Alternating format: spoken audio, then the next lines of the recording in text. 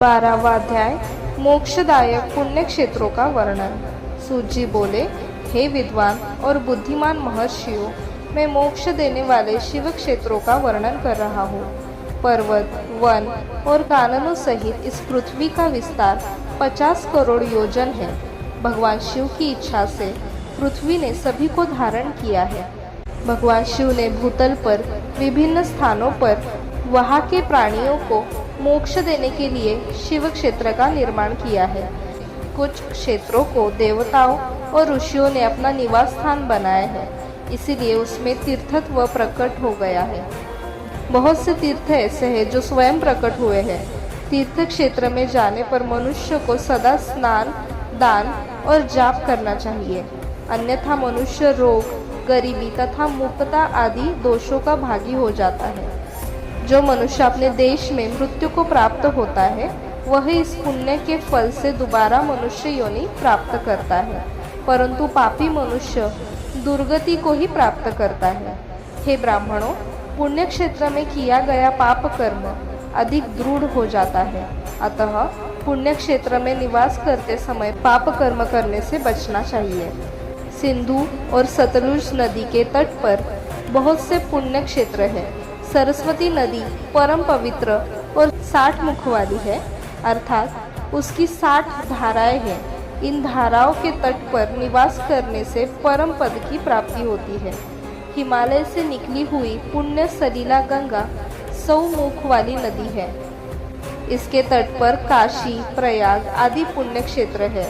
मकर राशि में सूर्य होने पर गंगा की तटभूमि अधिक प्रशस्त एवं पुण्यदायक हो जाती है। सोनभद्र नदी की 10 धाराएं हैं। बृहस्पति के मकर राशि में आने पर यह अत्यंत पवित्र तथा अभिष्ट फल देने वाली है। इस समय यहाँ स्नान और उपवास करने से विनायक पद की प्राप्ति होती है। पुण्य सलीला महानदी नर्मदा के 24 मुख है। इसमें स्नान करके तट पर निवास करने से मनुष्य को वैष्णव पद की प्राप्ति होती है। तमसा के 12 तथा रेवा के 10 मुख है। परम पुण्यमयी गोदावरी के 21 मुख है। यह ब्रह्म हत्या तथा गोवध पाप का नाश करने वाली एवं रुद्रलोक देने वाली है। कृष्णवेणी नदी समस्त पापों का नाश करने वाली है। इसके 18 मुख है तथा यह विष्णुलोक प्रदान करने वाली है। तुंगभद्रा 10 मुखी है एवं ब्रह्मलोक देने वाली है। सुवर्ण मुखरी के 9 मुख है। ब्रह्मलोक से लौटे जीव इसी नदी के तट पर जन्म लेते हैं। सरस्वती नदी, पंपा सरोवर, कन्याकुमारी, अंतरिप तथा शुभकारक श्वेत नदी सभी पुण्य क्षेत्र हैं। इनके तट पर निवास करने से इंद्रलोक की प्राप्ति होती है। महानदी कावेरी परम पुण्यमयी है। इसके 27 मुख है। यह संपूर्ण अभिष्ट फल वस्तुओं को देने वाली है।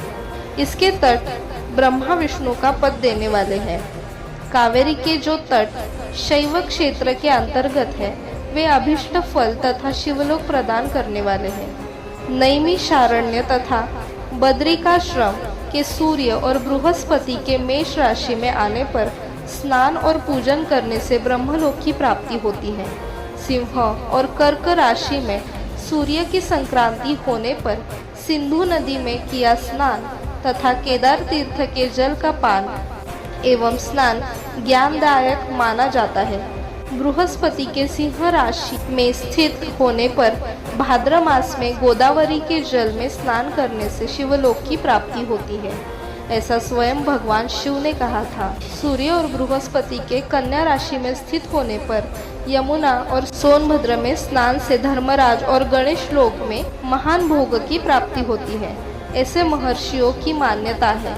सूर्य और बृहस्पति के तुला राशि में होने पर कावेरी नदी में स्नान करने से भगवान विष्णु के वचन की महिमा से अभिष्ट फल की प्राप्ति होती है। मार्गशीर्ष माह में सूर्य और बृहस्पति के वृश्चिक राशि में आने पर नर्मदा में स्नान करने से विष्णु पद की प्राप्ति होती है। सूर्य और बृहस्पति के धनु राशि में होने पर सुवर्ण मुखरी नदी में किया स्नान शिवलोक प्रदान करने वाला है। मकर राशि में सूर्य और बृहस्पति के माघ मास में होने पर गंगा जी में किया गया स्नान शिवलोक प्रदान करने वाला है। शिवलोक के पश्चात ब्रह्मा और विष्णु के स्थानों में सुख भोगकर अंत में मनुष्य को ज्ञान की प्राप्ति होती है। माघ मास में सूर्य के कुंभ राशि में होने पर फाल्गुन मास में गंगा तट पर किया श्राद्ध, पिंडदान अथवा तिलोदक दान पिता और नाना दोनों कुलों के पितरों की अनेकों पीढ़ियों का उद्धार करने वाला है। गंगा व कावेरी नदी का आश्रय लेकर तीर्थवास करने से पाप का नाश हो जाता है।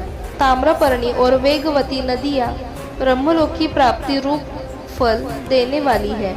इनके तट पर स्वर्गदायक क्षेत्र है। इन नदियों के मध्य में बहुत से पुण्य क्षेत्र हैं।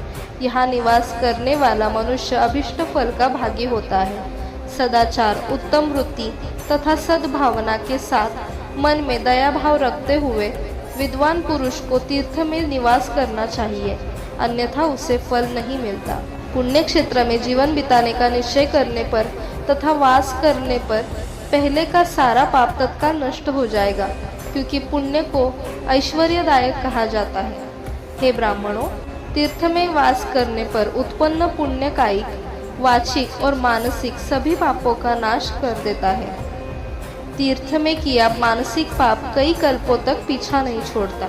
यह केवल ध्यान से ही नष्ट होता है। वाचिक पाप जाप से तथा कायिक पाप शरीर को सुखाने जैसे कठोर तप से नष्ट होता है।